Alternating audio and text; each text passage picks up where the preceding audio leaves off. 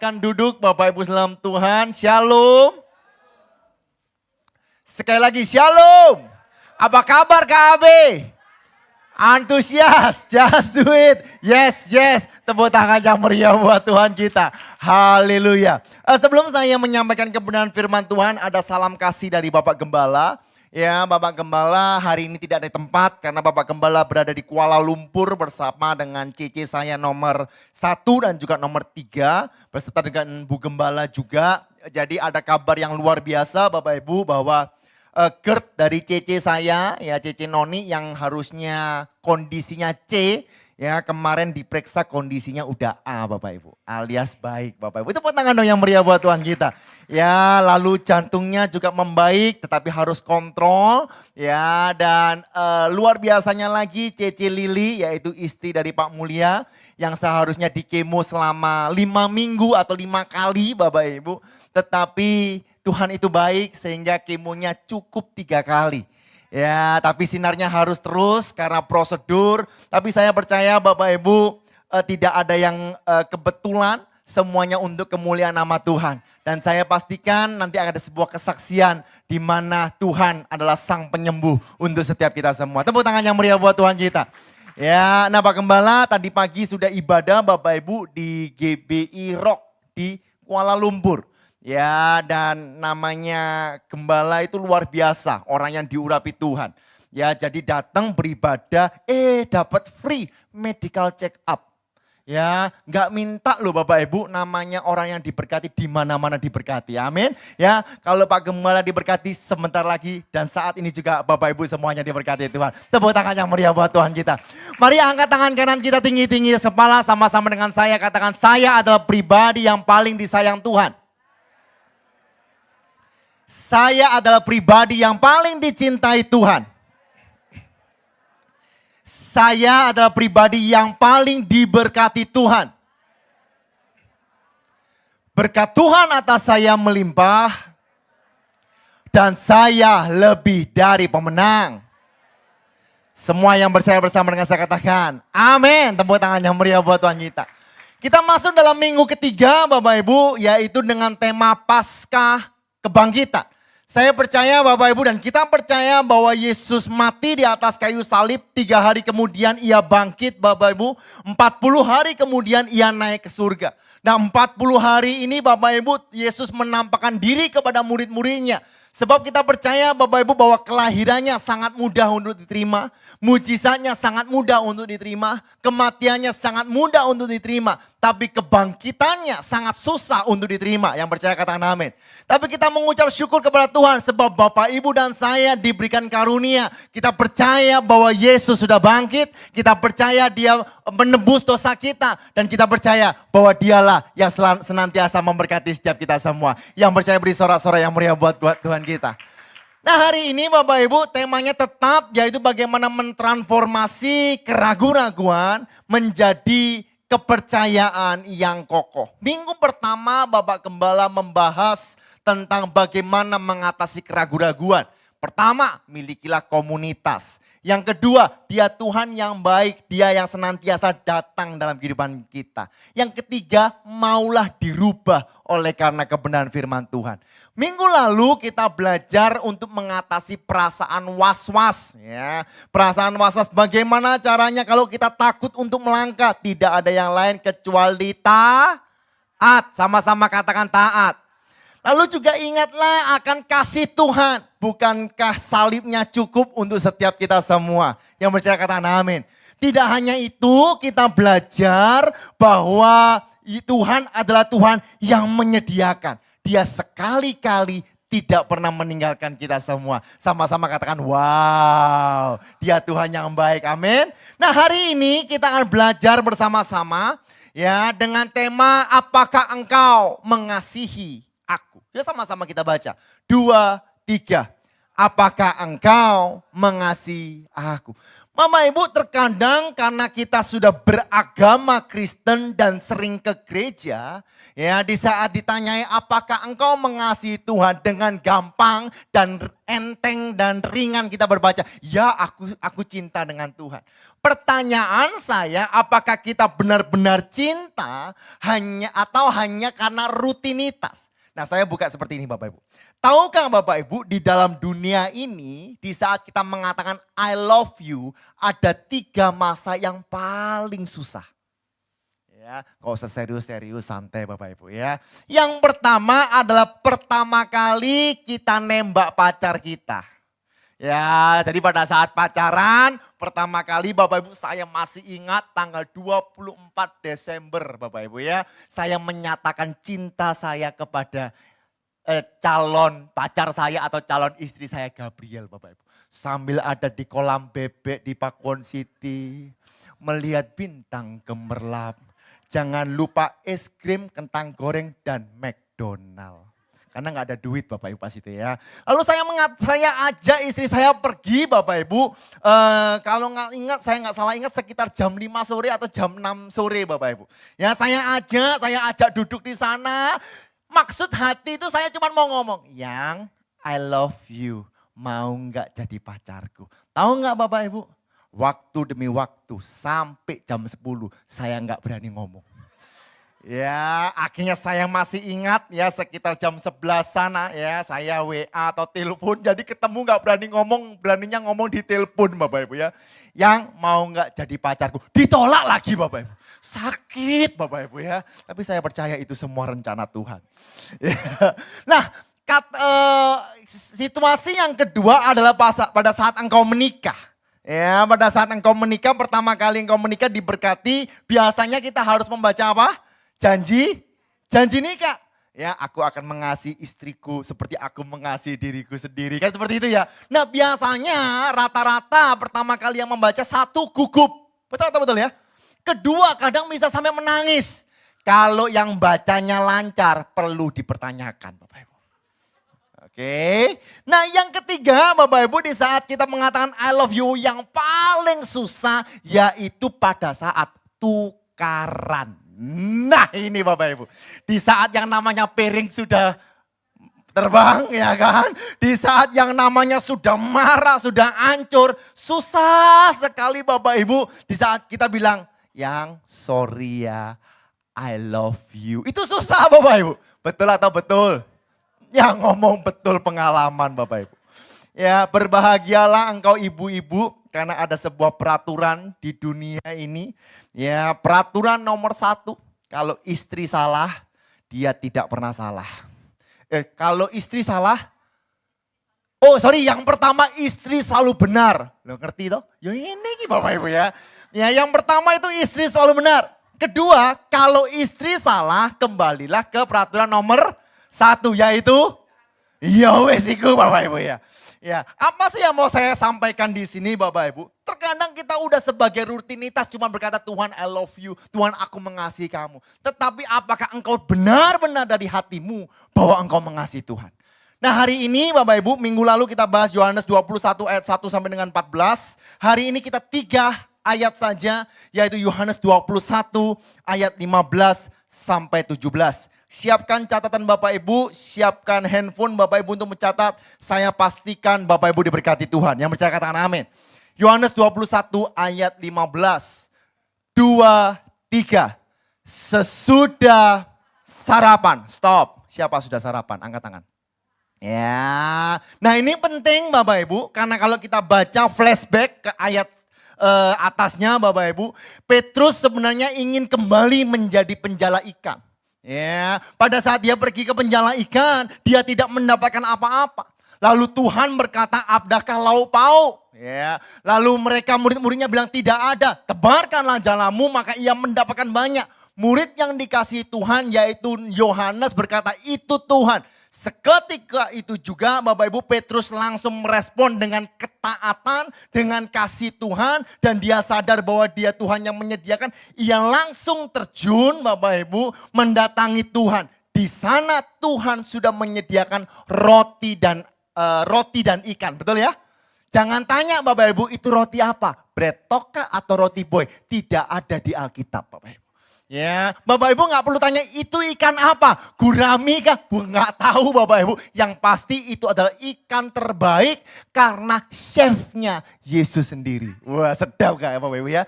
Nah tetapi Bapak Ibu setelah disediakan bukan hanya itu, Tuhan itu melayani murid-muridnya. Ya setelah ia melayani barulah keluar ayat ini. Sesudah sarapan. Saya mau beritahu Bapak Ibu. Dia adalah Tuhan yang memberkati. Yang percaya katakan amin. Dan dia juga Tuhan yang mengizinkan kita untuk menikmati berkatnya. Ya, kenapa saya berkata ini seolah-olah penting Bapak Ibu? Karena banyak orang berpikir, Koyos aku ini diberkati Tuhan. Ya, waduh tender itu banyak. Tapi kok rasanya aku gak dikasih karunia menikmati. Tidak ada Bapak Ibu. Jahat banget Bapak Ibu Tuhan Bapak Ibu ya.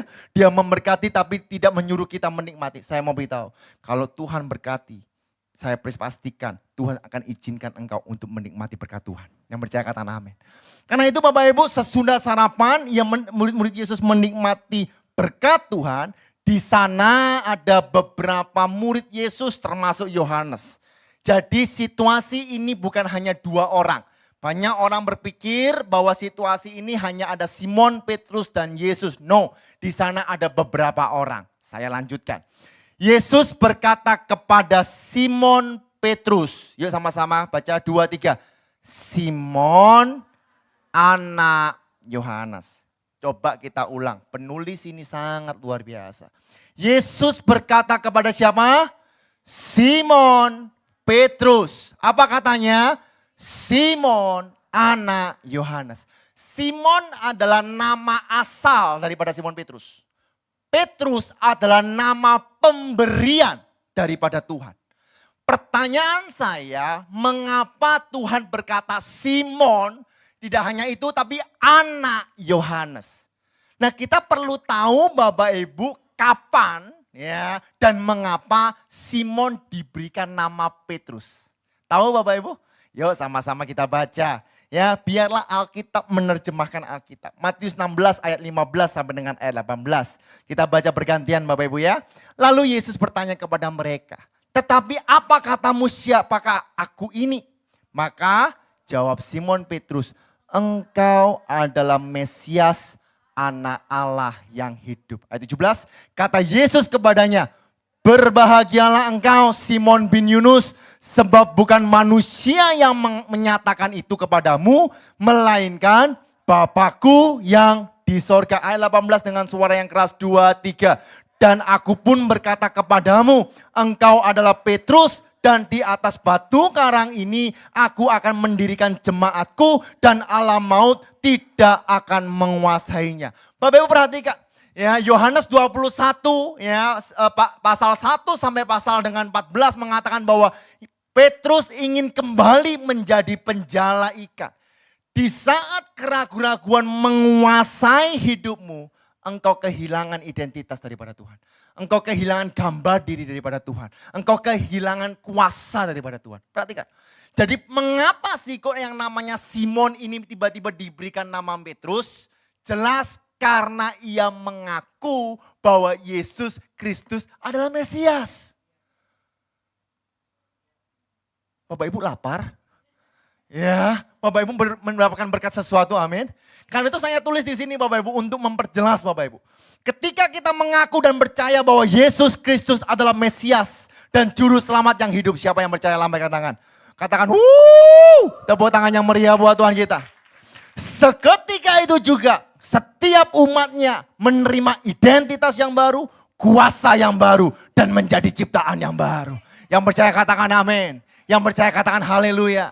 Engkau diselamatkan bukan karena hasil usahamu, tapi semua semata-mata oleh karena kasih karunia Tuhan. Tetapi ketika kita mengizinkan kegagalan dan keraguan-raguan berkuasa dalam hidupmu, dan mengizinkan hal ini mengambil keputusan dalam hidupmu, seketika itu juga kita lupa siapa diri kita sebenarnya di dalam Kristus. Hari ini Bapak Ibu, 3 minggu kita belajar, nanti minggu depan kita Bapak Ibu masih belajar Bapak Ibu. Saya percaya setiap kita yang ragu-ragu, Kita bisa ragu-ragu, kita boleh ragu-ragu. Tapi jangan sampai keraguan itu menguasai diri kita. Tapi biarlah keraguan itu membuat kita semakin ingin dan rindu mengenal Tuhan lebih dalam lagi. Karena di saat kita ragu-ragu dan kita mengenal lebih lagi, ada jawaban dan membuat imanmu semakin kokoh dan tidak tergoncangkan. Tepuk tangan yang meriah buat Tuhan kita. Nah sekarang saya masuk Bapak Ibu. 3 poin hari ini Bapak Ibu. Apakah engkau mengasihi aku? Yohanes 21 kita baca dulu, ayat 15 saya baca, ayat 16 Bapak Ibu baca, ayat 17 kita akan baca bersama-sama. Ya, ini ayat yang sangat terkenal sekali Bapak Ibu. Ya, saya baca Yohanes 21 ayat yang ke-15. Sesudah sarapan, Yesus berkata kepada Simon Petrus, "Simon anak Yohanes, apakah engkau mengasihi aku lebih daripada mereka ini?" Jawab Petrus kepadanya, "Benar Tuhan, engkau tahu bahwa aku mengasihi engkau." Kata Yesus kepadanya, "Gembalakanlah domba-dombaku." Ayat 16, 2, 3. Kata Yesus pula kepadanya untuk kedua kalinya, "Simon anak Yohanes, apakah engkau mengasihi aku?" Jawab Petrus kepadanya, "Benar Tuhan, engkau tahu bahwa aku mengasihi engkau." Kata Yesus kepadanya, "Gembalakanlah domba-domba." Ayat 17 kita baca dengan suara yang keras, 2, 3. Kata Yesus kepadanya untuk ketiga kalinya, "Simon anak Yohanes, apakah engkau mengasihi aku?" Maka sedih hati Petrus karena Yesus berkata untuk ketiga kalinya, "Apakah engkau mengasihi aku?" Dan ia berkata kepadanya, "Tuhan, engkau tahu segala sesuatu. Engkau tahu bahwa aku mengasihi engkau." Kata Yesus kepadanya, "Gembalakanlah domba-dombaku." Bapak Ibu, 3 ayat ini terkesan sama Bapak Ibu. Ya, tetapi saya hari ini akan membreakdown untuk Bapak Ibu supaya kita bisa belajar. Ayat 15 memiliki pertanyaan yang berbeda dari ayat yang ke-16 dan ayat ke-17. Ayat yang ke-16 memiliki jawaban yang berbeda dari ayat yang ke-15 dan ayat yang ke-17. Ayat yang ke-17 memiliki suasana atau perasaan yang berbeda dari ayat yang ke-15 dan ayat yang ke-16. Kok bisa? Yuk sama-sama kita belajar. Pertama kita belajar yaitu bahwa kasih sebagai dasar iman kepercayaan. Yuk sama-sama kita baca. 2, 3. Kasih sebagai dasar iman kepercayaan. Lukas 21 ayat 15. Sesudah sarapan Yesus berkata kepada Simon Petrus, "Simon anak Yohanes." 2, 3. "Apakah engkau mengasihi aku lebih daripada mereka ini?" Kata "lebih daripada mereka" ini hanya ditulis di ayat 15. Bapak bisa cross check. Ya, nah ada 2 argumen yang saya mau berikan Bapak Ibu. Yang pertama, pertanyaan ini berarti atau maksudnya adalah apakah Petrus mengasihi Tuhan melebihi Petrus mengasihi mereka. Mereka ini murid-muridnya. Karena di situ Bapak Ibu ada Andreas yang adalah saudara daripada Petrus. Jadi Tuhan mau berkata seperti ini, "Petrus, kamu lebih mengasihi aku atau lebih mengasihi mereka?" Intinya kayak gitu Bapak Ibu. Itu yang pertama. Ya, yang kedua yaitu apakah engkau mengasihi aku, apakah Petrus ini mengasihi aku lebih daripada kasih mereka kepadaku. Jadi kalau yang pertama fokusnya kepada kasih Petrus, yang kedua fokusnya itu kepada mengasihi Yesus. Sampai sini Bapak Ibu nangkap ya. Nah yang pertama Bapak Ibu saya akan berkata seperti ini. Kalau Tuhan berkata, "Apakah engkau mengasihi aku melebihi engkau mengasihi mereka?" Saya mau beritahu bahwa tidak mungkin manusia dapat mengasihi Tuhan kalau dia tidak mengasihi sesamanya. Betul atau betul ya? Ya, sekali lagi ya. Tidak mungkin manusia dapat mengasihi Tuhan kalau ia tidak mengasihi sesamanya. Aku cinta sama Tuhan, aku baca Alkitab, aku ke gereja, tapi aku gak seneng ambil uang itu. Nah gak bisa Bapak Ibu. Ya, aku rajin loh, aku pelayanan, tapi gak seneng aku ambil morotuaku. Benci aku, gak bisa Bapak Ibu. Karena kalau kita mengasihi Tuhan, berarti kita juga mengasihi sesama. Kalau yang sesama yang terlihat saja kita gak bisa mengasihi, bagaimana kita dapat mengasihi Tuhan yang tidak terlihat? Halo. Yang setuju kata amin. Karena itu salib Kristus itu bukan cuma satu. Yuk sama-sama tangannya seperti ini. Nah, salib Kristus itu tidak hanya vertikal, tapi vertikal dan horizontal. Kasihilah Tuhan Allahmu dengan segenap hatimu, segenap akal budimu dan segenap jiwamu. Itulah hukum yang pertama dan yang terutama. Hukum yang kedua yang apa? Yang sama. Sama-sama katakan sama.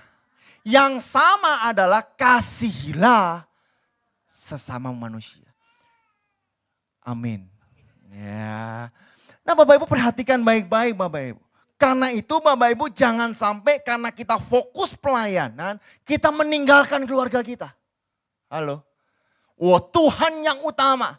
Bukankah keluarga adalah pelayanan terbaik kita? Bukankah anak-anak kita adalah pelayanan terbaik kita? Yang percaya kata amin.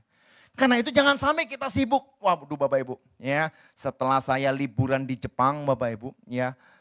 Luar biasa Bapak Ibu. Ya, bulan ini luar biasa. Saya nggak dikasih istirahat, ya. Minggu pertama saya khotbah, minggu kedua saya khotbah, minggu ketiga saya khotbah, besok minggu keempat saya khotbah dan dengan tema yang berbeda-beda. Ya, tetapi bukan berarti saya meninggalkan istri saya meninggalkan anak saya nggak punya quality time dengan istri dan anak saya, nggak bisa Bapak Ibu. Ya, karena saya percaya keluarga pun adalah pelayanan. Amin. Taat kepada bos Bapak Ibu itu adalah pelayanan. Yang setuju katakan amin. Ya, kelihatannya kok diem semua Bapak Ibu baik-baik saja dengan saya, amin. Ya, karena itu kita tidak bisa mengasihi Tuhan kalau kita tidak mengasihi sesama. Nah lalu argumen yang kedua Bapak Ibu, apakah engkau mengasihi aku lebih daripada kasih mereka padaku? Loh Bapak Ibu, lalu Petrus berkata, iya Tuhan aku mengasihi engkau lebih daripada mereka. Pertanyaan saya, siapa Petrus kok berani mengadili kasihnya kepada Tuhan? Bapak Ibu saya memberitahu, jangan izinkan seorang pun termasuk pendetamu yang berkata, kamu itu kurang rohani. Pernah digituin? Saya pernah Bapak Ibu ya. Ya, kamu itu kurang rohani. Kamu itu enggak taat. Kamu itu ini. Bapak Ibu saya memberitahu. Yang tahu kita rohani ya dan tidak cuma diri kita dan Tuhan. Amin. Jangan ada orang yang berkata, lihat itu orang itu. Ngasih persembahan lebih besar daripada kamu. Wah kamu itu enggak dihiraukan. No Bapak Ibu. Besar kecilnya persembahan dilihat oleh manusia. Betul enggak? Ya, tapi Tuhan tidak melihat nominal. Tuhan melihat hati. Bapak Ibu ini sering tanya, wah gerejamu kurang rohani. Buktinya ibadah sak jam setengah 2 jam. Gerejaku lebih rohani, ibadah 6 jam. Apakah menjamin ibadah 6 jam lebih rohani? Halo? Apakah menjamin sebelum makan berdoa lebih rohani? Apakah menjamin membaca Alkitab setiap malam lebih rohani? Saya mau beritahu, jangan sampai engkau diadili oleh manusia. Karena manusia tidak berhak mengadili manusia. Yang berhak mengadili manusia adalah penciptanya. Bapak Ibu hari ini kita belajar. Ya jangan lihat kanan, lihat kiri dan sebagainya. Fokuslah kepada Tuhan. Yang percaya katakan amin. Ada sebuah cerita Bapak Ibu Lukas 21 ayat 2 sampai dengan ayat keempat. Ya ini tentang persembahan Bapak Ibu ya. Ia melihat juga seorang janda miskin memasukkan 2 peser ke dalam peti itu. Lalu ia berkata, aku berkata kepadamu sesungguhnya janda miskin ini memberi lebih banyak daripada semua orang itu. Sebab mereka semua memberi persembahannya dari kelimpahannya. Tetapi janda ini memberi dari kekurangannya. Bahkan ia memberi seluruh nafkahnya. Bapak Ibu kasih dalam Tuhan. Ya, Pak Gembala bisa mendorong Bapak Ibu untuk maju dalam firman Tuhan. Saya memberitahu, tapi Pak Gembala tidak boleh menjudge Anda kurang rohani. Amin. Karena itu kalau Bapak Ibu lihat Pak Gembala di saat kita sedang bangun di Gading Pantai Bapak Ibu. Ya Bapak Ibu sering mendengar ya 21 miliar. Ya itu untuk bangun fondasi itu. Ko Yudi, ko Yung ya. Ya Pak Gembala nggak pernah bilang, ayo kasih nggak pernah. Pak Gembala cuma bilang ya bagi Bapak Ibu yang tergerak silakan menabur. Besar kecil itu semua untuk kemuliaan nama Tuhan. Karena kita sadar saya Pak Gembala tidak berhak menjudge besar atau kecil. Karena besar kecil semuanya indah di mata Tuhan. Yang percaya katakan amin. Halo. Ya. Lalu ya 1 Samuel 16 ayat 7 pada saat Daud ya mau menjadi raja. Tetapi berfirman Tuhan kepada Samuel, janganlah pandang parasnya atau perawakannya yang tinggi. Sebab aku telah menolaknya. Bukan yang dilihat manusia, yang dilihat Allah. Manusia melihat apa yang di depan mata, tetapi Tuhan melihat hati. Yang setuju katakan amin. Ingat Bapak Ibu pada saat Pak Gembala menjadi gembala ada seorang hamba Tuhan memeluk, lalu orang hamba Tuhan itu berkata, saya baru tahu Bapak Ibu hamba Tuhannya, saya nggak mau sebutkan Bapak Ibu ya. Ya, lalu dia bilang seperti ini, kamu ketuaan jadi gembala. Saya mau beritahu Bapak Ibu, manusia boleh melihat rupa, tapi Tuhan melihat hati. Bagi Tuhan tidak ada yang mustahil. Pak, ya aku pengen pelayanan, tapi bajuku elek gitu ya. Ya, skincareku murahan misalnya kayak gitu. Saya nonton Keisha langsung guyu Bapak Ibu ya. Ya, karena jualan skincare Bapak Ibu ya. Ya, skincareku kok kemurahan. Nanti kalau saya di kamera bagaimana? Bukan yang dilihat manusia, tapi yang dilihat hati kita. Amin, yang dilihat Tuhan. Karena itu Bapak Ibu dalam Tuhan saya mau beritahu. Jangan izinkan siapapun menilai hidupmu. Hidupmu hanya boleh dinilai oleh karena penciptamu, yaitu Yesus Kristus Tuhan. Yang percaya katakan amin. Tetapi meskipun begitu, jangan remehkan apa yang dilihat manusia. Rasul Paulus berkata, jangan sampai kita menjadi batu sandungan. Pelayanan Bapak Ibu menjadi WL ya kan. Kelambi ini sak ngini. Yo jo ngono Bapak Ibu kasih dalam Tuhan. Lu kan Tuhan melihat hati, yo karepmu ya kan. Tapi kan ya jangan begitu. Yang setuju katakan amin. Ya wis tak lanjut no ya kan. Ya Bapak Ibu belajar sesuatu hari ini amin. Ya, jadi yang pertama Bapak Ibu kasih sebagai dasar iman kepercayaan. Jadi di saat kita berkata Tuhan aku mengasihi engkau. Kita benar-benar mengasihi sesama kita dan kita mengasihi Tuhan. Itulah hukum yang terutama dan yang pertama. Yang kedua bertanggung jawablah atas panggilanmu dan hidupmu. Ya sama-sama kita baca 2, 3. Bertanggung jawablah atas panggilanmu dan hidupmu. Perhatikan Yohanes 21 ayat 15, 16 dan 17. Ayat 15 kata gembalakanlah diambil dari bahasa Yunani busko. Ya, kata domba-dombaku diambil dari kata arnion. Ya, nah ayat 16 berbeda. Ya, kata gembalakanlah diambil dari kata poimaino. Dan kata domba-dombaku diambil dari kata probaton. Nah ayat 17 kata gembalakanlah dikembalikan lagi ke bosko Bapak Ibu. Ya, tapi domba-dombaku diambil dari kata probaton.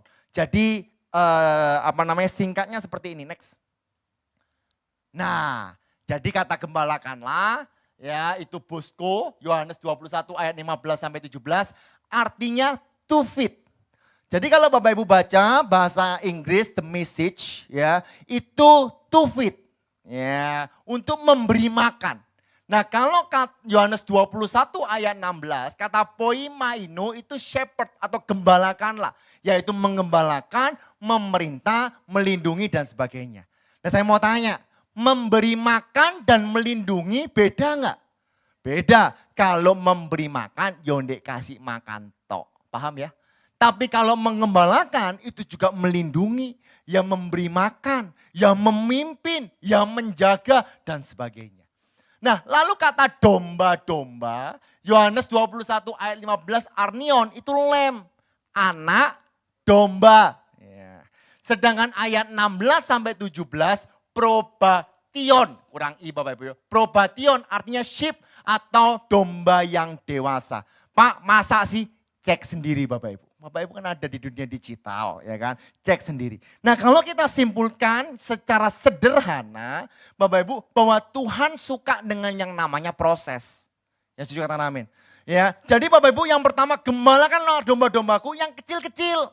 Ya kan? Yang kecil-kecil, kamu kasih ono makan yang kecil-kecil. Nanti kalau ia udah dewasa, kamu harus menjaga. Karena kadang dewasa, Bapak Ibu, suka lari ke sana, takutnya diserang oleh serigala. Jadi engkau harus menjaga, melindungi, engkau harus memimpin. Jadi sederhananya adalah Tuhan suka kita berproses. Lalu yang kedua, Bapak Ibu, ingatlah kalau engkau sudah diberkati Tuhan, jangan lupa dulunya kamu itu hanya memberi makan. Oke, saya kasih contoh sederhana Bapak Ibu ya. Saya kuliah di Singapura Bapak Ibu. Ya, pertama kali saya kuliah di Singapura itu bukan kuliah ya, sertifikat gitu ya. 1 tahun. Saya itu deredek minta ampun Bapak Ibu. Karena saya nggak bisa Inggris. Saya cuma bisa Inggris itu cuman I love you sama money Bapak Ibu. Nggak bisa, bahkan sampai hari ini Bapak Ibu Inggris saya dan Inggris istri saya ya masih bagusan Inggris istri saya. Apalagi anak saya Bapak Ibu. Anak saya ini TOEFL-nya 800 ya yang ya. TOEFL-nya 800 Bapak Ibu. Luar biasa Bapak Ibu ya. Nah saya nggak bisa bahasa Inggris, tetapi Bapak Ibu saya ini ada darah Pak Gem. Tahu nggak darah Pak Gem itu apa? Darah Surabaya. Nekat. Ya pokoknya wani, bahasa planet, pasti iso mangan. Wah saya maju dengan iman Bapak Ibu. Sampai sana Bapak Ibu, wah saya struggle Bapak Ibu.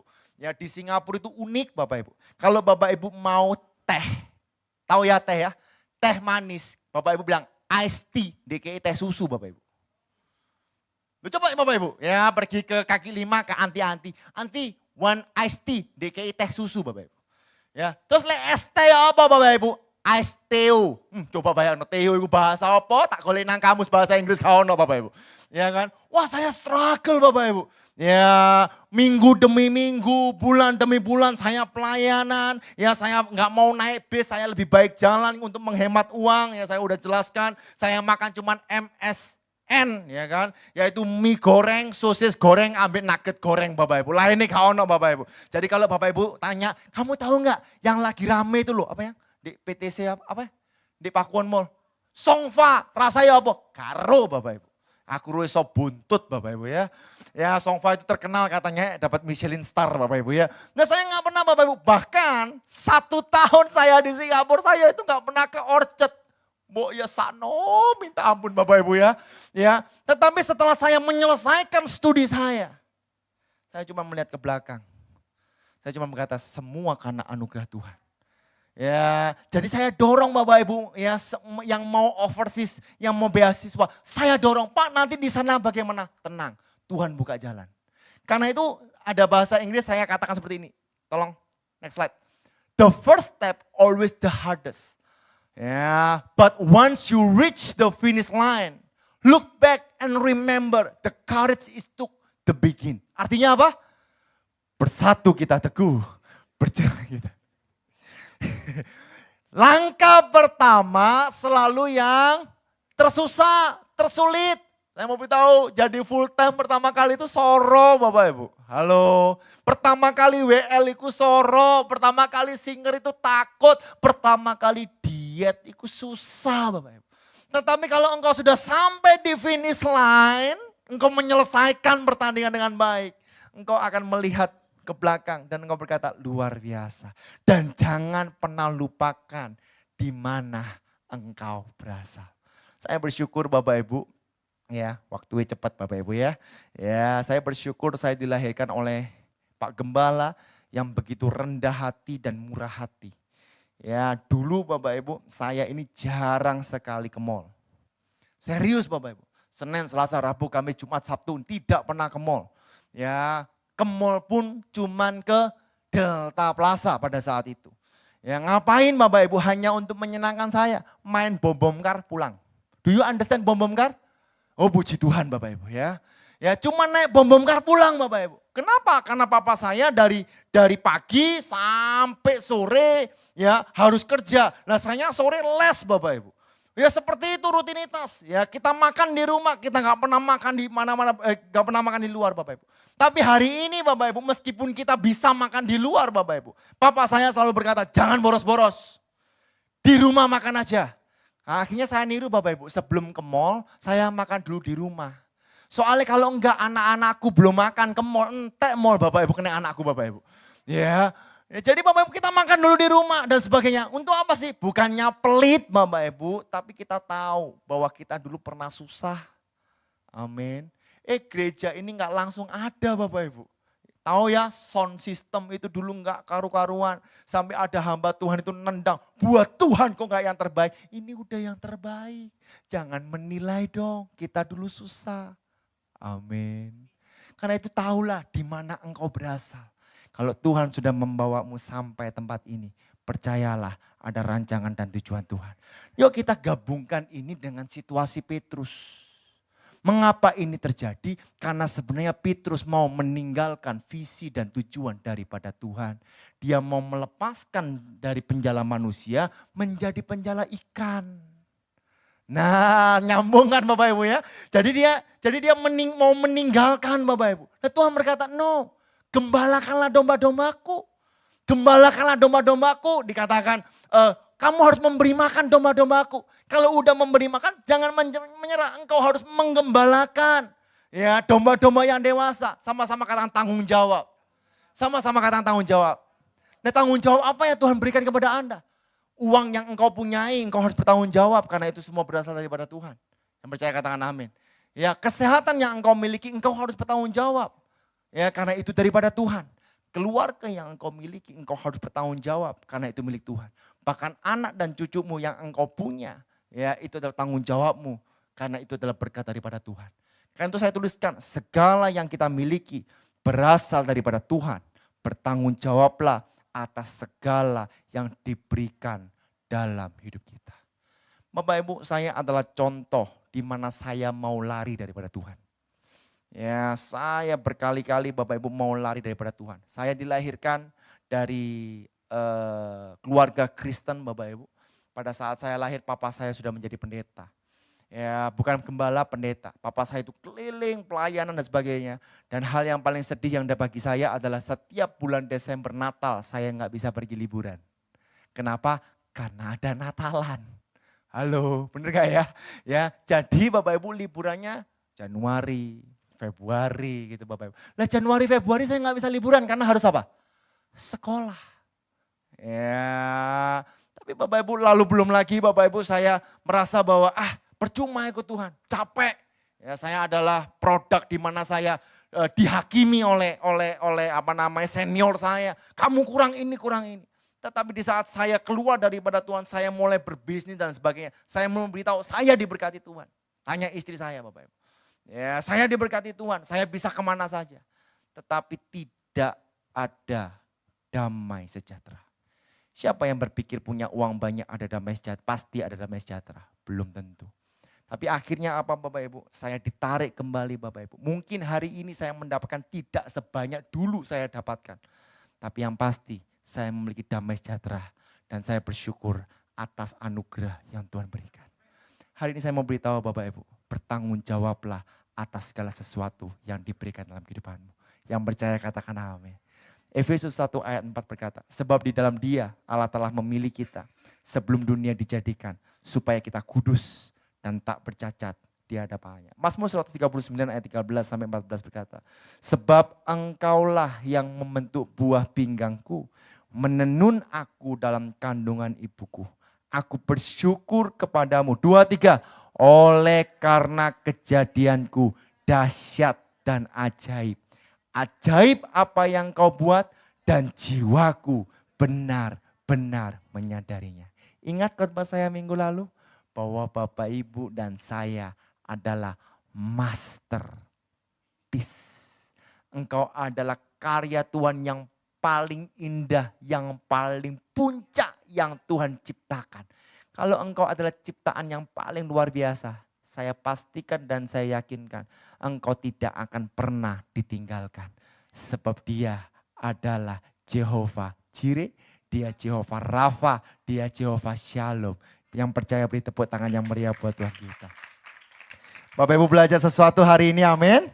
Yang terakhir, pemain musik bisa maju ke depan. Ya, yang terakhir. Pak, khotbahnya kok cuma setengah jam. Ya, 1 jam lebih rohani. Tidak Bapak Ibu. Ya, tapi saya pastikan Bapak Ibu diberkati Tuhan. Amin. Ya, yang terakhir. Saya cari tema ini agak susah Bapak Ibu. Kalau saya tulis mengasihi Yesus dengan sepenuh hati, udah mainstream. Ya, karena itu saya ulangi kata-katanya. Mengasihi Yesus dengan sepenuh-sepenuhnya dan sesadar-sadarnya.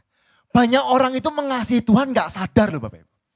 Halo, hanya sekedar lip service. Karena itu Bapak Ibu di saat Petrus ditanyai, apakah engkau mengasihi aku? Petrus gak berpikir, ya aku mengasihi engkau. Apakah engkau mengasihi aku? Ya aku mengasihi engkau. Terkadang keberanian kita untuk bertindak hanya untuk menutupi keraguan-keraguan kita. Betul ya? Terkadang kalau kita salah kan kita pura-pura ngomongnya cepat supaya nggak kelihatan salah. Saya mau beritahu Bapak Ibu, terkadang kita perlu sadar dengan hati yang hancur. Ya berkata, I love you Jesus. Pertanyaan saya kembali lagi saya lemparkan. Apakah engkau mengasihi Tuhan dengan sepenuh-penuhnya dan sesadar-sadarnya? Yohanes 21 ayat yang ke-17. Kata Yesus kepadanya untuk ketiga kalinya, Simon anak Yohanes, apakah engkau mengasihi aku? Maka sedih hati Petrus karena Yesus berkata untuk ketiga kalinya, apakah engkau mengasihi aku? Dan ia berkata kepadanya, Tuhan engkau tahu. Perhatikan Bapak Ibu. Ayat 15, 16 dan 17. Kata tahu, Tuhan engkau tahu. Diambil dari kata oida. Segala sesuatu. Lalu diulangi Bapak Ibu. Engkau tahu. Yang kedua ini bukan oida tapi ginosko. Bahwa aku mengasihi engkau. Kata Yesus kepadanya, gembalakanlah domba-dombaku. Apa bedanya oida dan ginosko? Oida lebih ke pengalaman, melihat, tahu, mengerti, mengenal. Tapi ginosko, ya jadi ada aliran gnostik, ya ia nggak percaya Tuhan, ia hanya percaya pengetahuan. Nah ginosko itu pengetahuan, tidak cukup tahu, tidak cukup mengerti, tapi tidak cukup mengenal, tapi mempelajari dan memiliki keintiman serta mengakui.